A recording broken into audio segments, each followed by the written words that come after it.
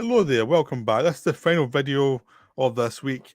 Next week, I've got something on when I normally do these videos, so I'm probably missing next week. But so to make up for that, I'm doing quite a lot of these little ones this week. So I hope you enjoy these. Right, so I'm going to start off with Guardians of the Galaxy 3. So it's just a bunch of films I've seen recently that I don't think would actually make a good video in themselves. But do as a group, yeah, because this films I liked, I didn't like, blah blah blah. But there's I don't have that much to say about them, which has been the case recently with a lot of films I've seen. I don't really have that much to say about them. So Guardians of the Galaxy 3 is a very enjoyable film. I definitely like this one. You know, I probably like the second one most of the three, but this one's probably my second favorite. I know everyone tends to like the first one more, but I like the sequels more. This one really works. There's a proper ending for the characters. Every character gets a moment. It fills in stuff that you never knew about before that makes sense of certain things that happened earlier. And it's just generally a very good film. It's a blockbuster that's actually held on to its audience quite well, which is amazing because Marvel has been like hemorrhaging audience members for the last like year and a half of films. Like they've every time they release a film, it opens huge, then it just collapses the next weekend because people aren't interested. People aren't liking the film. This one, because of such apathy for the films they've been putting out recently, this one didn't open as well as it should have. But it's actually managed to keep going because the word of mouth is out. This is a good film. This actually has good stuff in it. It ends the series really well. It's kind of like what Marvel used to be doing, like making good entertainments that people could go and watch and enjoy. They knew what they were. And it's, again, James Gunn was in charge of it, and he knows what he's doing. If you watch the Guardians films or the Suicide Squad, he's now going to run DC, which means I'm hoping it means the DC will be much more like this, where it's just character based, a bit more character based. Look at the characters and try and find interesting things with them. Which is I think Marvel seems to have lost a lot of. But here, all the actors know what they're doing. They all know where they should be. All the character beats are very clear, and you get a sense of it's very simple. There's certain character beats that come late in that you don't expect that actually make sense of the entire story you've been watching through the three films. It's like, oh, that's where it was leading. There's lots of stuff like that in the film that they don't labour over, but it's been done subtly through the three films so that by the time you get to the moment where you find out what the character's like final fate will be in the story, it all makes sense. It all feels like naturally cohesive to a bigger story, which is a sign of good writing, and it's like something that Marvel has been desperately needing for a long time. But James Gunn is obviously off to do something else. But this one is genuinely very enjoyable. It's like it's a blockbuster to beat this summer, I think, for like actual craftsmanship of doing a film with good jokes, a decent plot that's not too complicated. It travels from place to place nicely. So they go to one place, get something that's not there, but they find the information they need to get to the next bit of the plot, and then the next bit of the plot, and eventually all knots together. But it's mainly there to make sure the characters have their moments, and you can see them going through different elements, and you see people interact with each other. So you go to certain places where there's a plot point reason for it, but the whole point being there is you get more character work and more interactions with them as they figure things out throughout the story. So it's a really well-made film.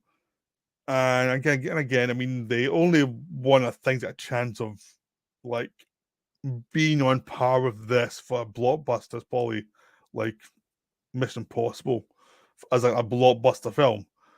I mean, blockbusters and like mainstream studio films and like art films are very different. So I view them as different. Really, it's very different. Like mainstream films at their best might not offer the most complicated stories, but they can do a lot of wonderful things with archetypes and make them more deep and make them more interesting in ways that people really need and people really want in their films. The art house is much more different, trying to be more complicated, not offer solutions. But if you get a film like Guardians 3, where it does everything a blockbuster mainstream film should do, but it also adds like little knots to it as well. It makes it a bit more complicated while still hitting the beats. That's very nice. So Guardians 3 is terrific. I'd highly recommend to anybody who wants to go and see a film that does have explosions, but mainly is there for the characters. Another film with lots of explosions is Fast X. This one is a lot less well crafted than Guardians of the Galaxy 3 is one way to put it. It's really enjoyable, guilty fun. I had a blast. I took my nephew to see it. I still to see Guardians as well. It's really enjoyable, but it's dumb as hell. But it's a melodrama. I mean, the big thing of this one, Justin Lin, who did a lot of the Fast and Furious movies from 3 to 6, came back and did 9, and he was going to do this one, but he quit just as the film was starting because he just had enough of some of the backstage stuff. But he wrote the script, and he was very good at fusing the melodrama and the absurdity together of the series. And so that's still there. So Louis Leterrier came in, who did the Transporter film with the Incredible Hulk, Now You See Me. He's a mainstream director who can put these films together in a decent way, but maybe lacks the personality to dominate them. Comes in and does the film, does the script that was already written, and he does it well. It's enjoyable, but it's got the kind of interesting melodrama that Justin Lin was bringing to it anyway. So Leterrier is back for the finale because Fast 11 is apparently the final one, unless they make more, obviously. But it'll be hard for them to actually get that weird melodrama that Justin Lin brought to it, because that's what made the Fast and Furious films so much fun and so absurdly silly and knowingly silly. So you get all the stuff about family in it. You get some really absurd like action sequences. There's one early on where a ball was rolling down hills in Rome, which is, there's no tension. It's just fun to watch something so silly and strung together in a ridiculous way. There's just a lot of enjoyment in there, and there's fun sequences where John Cena, Tina's nephew, around America trying to avoid authorities. There's some fun stuff with Jason Statham, and there's a cliffhanging end. Everything's built up for the finale, and everyone's been set up so they can do the finale, but it's still enjoyable. It's trying too hard to be Empire Strikes Back, and it doesn't really deliver that, but it does deliver fun stuff. I mean, it's not highbrow. The jokes aren't as good as Anthony Guardian. So even for the blockbuster, it's not highbrow blockbuster even. All the jokes are basic, but it's still enjoyable in a stupid way. It's a stupid film, but if you go in and know that's what you're going for, you'd have a good time with it. It's not the best, it's not the worst of the series. It's just fun and silliness, and that's all you really want from this kind of movie. I'm now going way back to the 60s now with the Quiller Memorandum, which was a film that I've heard of a lot. Written by Michael Anderson, written by Howard Pinter, of all people. This film had a good reputation for a long time. Stars George Segal, has Max von Sydow in it, there's Alec Guinness in it. There's a lot of actors you'll recognize the faces of. And it's one of those films that I wish was better than it actually was. It just feels like it's a very basic story, basic spy story from the 60s, done with a lot of dialogue, a lot of clever Pinter dialogue, but it was lacking a director to bring it all together. And the funny thing is, apparently Michael Anderson was a stickler on set, and he was always telling people how to do things and what exactly he wanted. But the thing the film needs more of all is a director to tell the director what exactly the script needs, because the camera's never in the right place. It's always slightly off. It always just feels not quite there. And not in a way that, oh no, the camera just looks incompetent in place. No, it's just for progression of the story. It just always feels like it's a dull place, so you're never that interesting where it's going from the directorial point of view, because the script is going round in circles a lot, because that's the point of the story. So the director has to bring it up in visual ways to keep you interested while that's happening, so that you don't figure out the end. And I figured out the end about 20 minutes in, so I was watching it. I was like, I know what's going to happen. This whole film, like, there's nothing here that's at all confusing. It's so obvious who the villains are, who the subtle villains are. Everything's telegraphed well in advance, and it's just like, and you need a director, and you had some good scenes. Vince Siddle versus George Siegel with Howard Pinter dialogue is a nice scene, and you get nice moments throughout. And there's some good stuff with trains and cars and things, of Siegel using his invention to try and avoid being killed. But there's lots of things that rely on you not seeing a direct threat, but seeing an implied threat that aren't done as well as they need to be done to really get you. And it's just like it's one of those films that just kind of, it just needs to be a bit better. It just needed a bit more something, but mainly I think it needed a better director. It just doesn't. It's based on a novel. And part of the novelist wasn't happy with some of the stuff in it. But normally I'd have done a video in this one, but there just wasn't enough to talk about in this one. It just felt like it was like lots of good elements, but never quite got there. Okay, next I'm going to go to Sisu, which is from the director of Rare Exports. Is a new film that he made about a guy in World War II who is abandoned everything and went and become a gold miner. He finds a gold supply, and as he's taken it back to civilization, he runs into Nazis who are trying to escape from Finland. They try and steal his gold, and it becomes like a war between him and the Nazis. And the Nazis want the gold because they need that gold to escape, because they know the war's over, and they know they're going to trouble when the war's over from the Allies. So they want the gold so they can pay people off and survive. So it's basically two groups of people trying to survive for different reasons. Of course, as you go on, you find out that this guy was actually a Russian killer, a guy who killed the Russians when the Russians invaded Finland, and he's the top killer. So the Nazis are suddenly up against someone who's a complete lunatic trying to kill them. And it's just a lot of fun. It's 90 minutes long, doesn't overstay its welcome. It's very basic. You kind of know where certain plot points are going to come in. Like, you know, a certain point is going to get captured and he'll have to escape, and then he'll have to do the final massacre. There's lots of stuff like that. But the exuberance of how the action happens and how the deaths happen and how things play out, and the fact it's a sense of humor, it knows it's an absurd story. It knows what it is. It's a big, ridiculous, over-the-top action movie with one guy versus a platoon of Germans who you want to see die horribly. You know, it's really enjoyable. It's really well made. And it's just that thing is like, yeah, it's pulp, but it's pulp done right. Pulp done the way you want pulp done. So it's very enjoyable. I also saw the Super Mario Brothers movie. I have nothing much to say about this one beyond it's fun. It's enjoyable. It's a big, ridiculous cartoon of a film. There's nothing outstanding here. The first 20 minutes are pretty slow, and it takes its time to get to the point.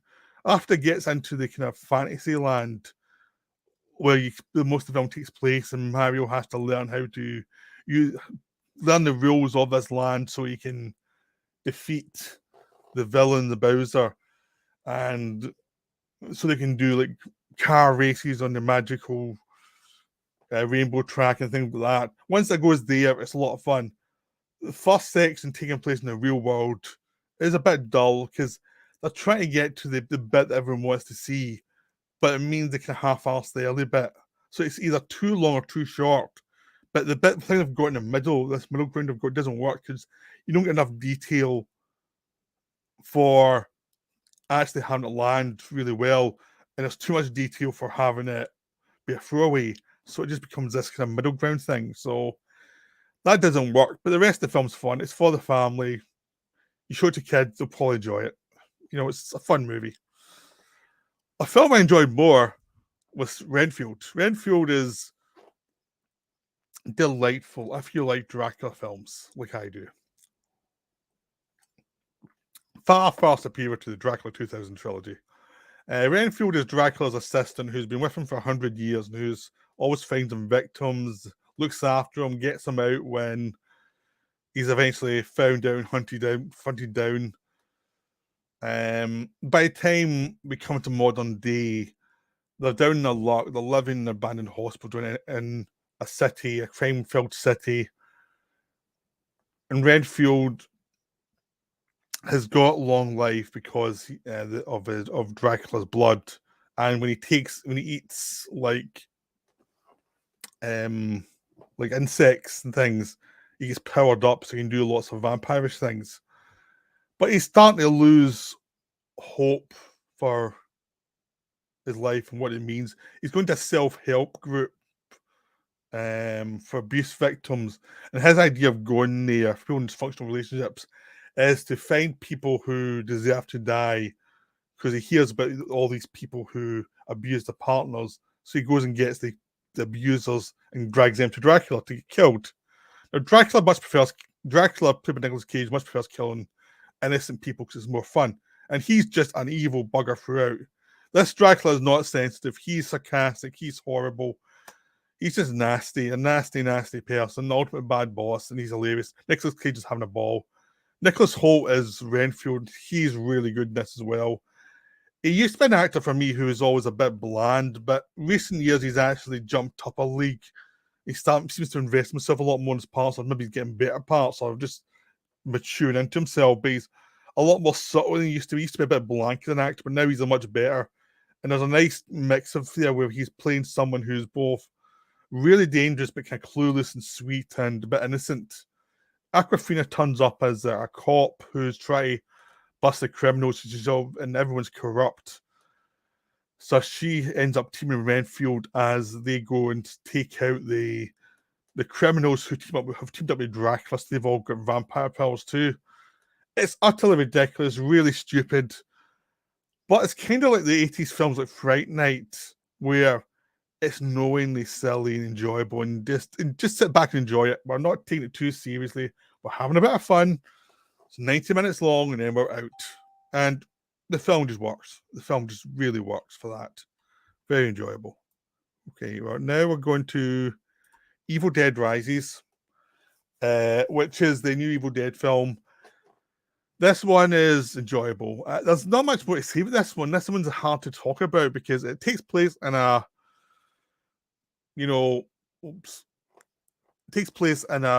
high-rise in LA, apparently, but it's shot in New Zealand. Basically, as a family there, and the place has been abandoned and it's going to be torn down, and they have to find a new place to stay. As they're going for a pizza, there's an earthquake, and something is opened that was buried in the building before that opens up to this chamber where one of the books of the dead, the Necronomicon, is found. The son takes it upstairs and starts looking at it, reads the wrong words, obviously, and demons are unleashed. They possess the mother to start with, and basically the kids and their aunt have to try and deal with the mother and then deal with other possessions as one by one they're slowly picked off. There's a young girl in it who's the youngest of the family who they're trying to protect. The aunts try to protect above all else, as their siblings become possessed, as neighbours become possessed. So it's basically demons. We've seen Argento films, Demons, or I think it's Demons 2 was the one that was in the apartment block. Demons was in the cinema. It's that kind of thing, but done with a lot of fun. It's not remotely scary. I mean, one of the big problems the film has is any time there's an idea that could be scary, they put too much music in it, which means the film's fun but not scary. There's never any threat. But it is enjoyable. It is over the top. It's ridiculous. And you can have if you like gross out gore and dark humor, you can have a good time. It's not in par with the first three Evil Dead films, but it's on par with the 2013 remake. It's that kind of thing. It's a low level Evil Dead movie, but it's still enjoyable. It's not the top level that it used to be. Okay, we've got Air next. Air is the Ben Affleck directed, Matt Damon starring film about the Air Jordans. The how Nike in the 80s was pretty much in trouble with its sports division, how basically getting Michael Jordan to sign up was both difficult and something that turned the company around and made them a lot of money. And this is the process of how to convince someone who doesn't want to go to your company to take a meeting. But all the kind of different things they had to try, the desperation, how everything was always almost going wrong. And it's just about all these characters who are in this situation, just trying to make a living. Because basically, if they don't land Jordan, the company's going to close this division down. And basically, Matt Damon plays a guy who's the guy who hunts down who's the best guy for the shoe commercial for this year, who's the best new prospect. He has to try and convince his people this is the person, and he has to work within a budget, which every company does, has to exceed that budget and convince them that it's right to exceed the budget. And it's a slow process. But it's a really well-directed film, really well made. The writing's pretty sharp.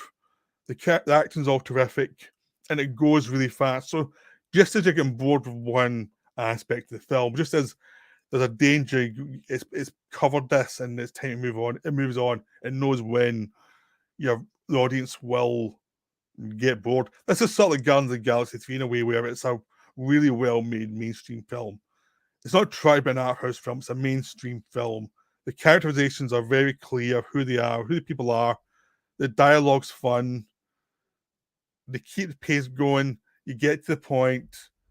Whenever there's a message, they get it out to be fast. You get the point and you move on to the next thing. So it's well-made mainstream film. I had a lot of fun with it. You can find it on Amazon Prime. If you Amazon Prime, you can see it now.